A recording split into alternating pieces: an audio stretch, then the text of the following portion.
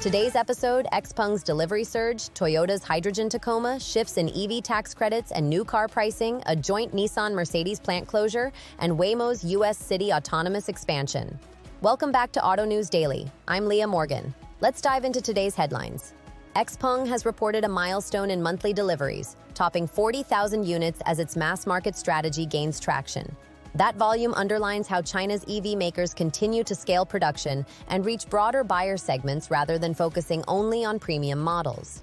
The result is a more competitive domestic market, with price pressure and feature expectations rising across the board as companies chase volume and market share. Beyond the headline number, the delivery surge tells us about supply chain execution, dealer and direct sales channel readiness, and the balancing act between growth and profitability. For competitors, suppliers, and global OEMs watching China closely, XPeng's move is a reminder that mass-market electric vehicle growth can be rapid when factory throughput, software, and customer incentives align, and that scale can bring down unit costs and enable more aggressive pricing and feature bundling. Investors and analysts will be watching whether XPeng can sustain that delivery level while protecting margins, and whether rivals respond with volume-focused strategies of their own. Toyota's work on a hydrogen fuel cell version of the Tacoma signals the automaker's continued commitment to alternative powertrains beyond battery electric vehicles. Taking a pickup platform and exploring fuel cell integration is important because trucks and commercial vehicles represent a large portion of on-road energy use, and they pose different challenges for range, refueling, and payload compared with passenger cars. Toyota's effort reflects a broader debate inside the industry about diversified decarbonization pathways rather than a single EV-only approach. If hydrogen fuel cells can be packaged into a mid-sized truck without compromising utility, the implications reach suppliers of fuel cell stacks, hydrogen storage systems, and refueling infrastructure planners. Fleet operators who need quick refuels and long duty cycles may find fuel cell trucks appealing, and that could create niche markets even as battery costs fall. At the same time, scaling hydrogen requires investment in production and distribution networks, and OEMs will need to weigh these supply chain and infrastructure realities alongside customer demand and regulatory signals. In Washington, changes to EV tax credits and the way they interact with new car pricing continue to shape purchasing decisions. Incentives play a direct role in affordability for many buyers, and updates to tax credit eligibility and amounts can change the relative attractiveness of models and powertrains overnight. For automakers and dealers, clarity and predictability in incentive programs are essential for planning pricing strategies and forecasting demand. When policy shifts occur, we often see short-term ripples in order activity as buyers accelerate or delay purchases, and manufacturers respond with pricing adjustments or new discounts.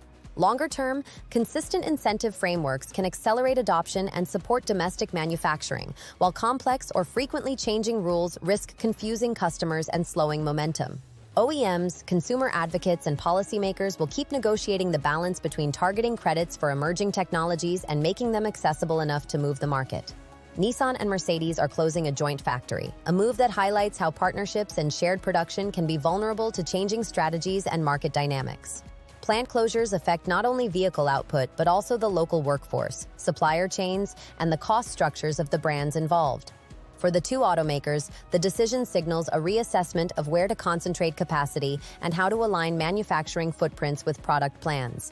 The closure will prompt immediate operational issues, reassigning production, managing inventories, and working with suppliers that depended on that plant's volumes. And it will also feed into broader industry themes about consolidation, regional specialization, and resilience. For governments and communities, factory shutdowns raise questions about workforce transition and economic adjustment.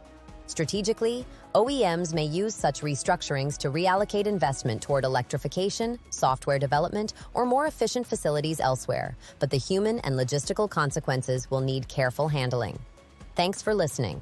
If you find these daily briefings useful, please follow or subscribe. That helps us keep bringing timely, reliable automotive news and analysis to your morning commute. Now to today's most watched story. Waymo's expansion into U.S. cities for autonomous driving represents a significant step in commercializing driverless services at scale.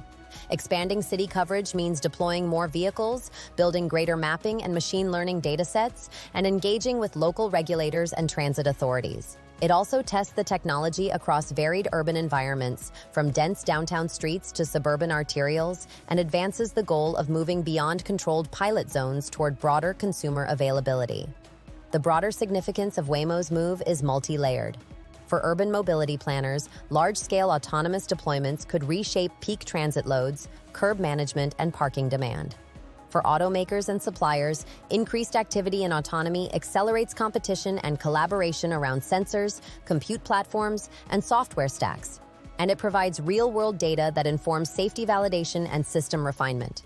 For cities and regulators, the arrival of expanded autonomous services brings questions about safety standards, liability frameworks, labor impacts, and integration with existing public transit. Ultimately, whether autonomous driving reaches the scale proponents envision will depend not only on technology, but also on regulatory alignment, public acceptance, and the economics of operating driverless fleets. Thank you, and see you tomorrow.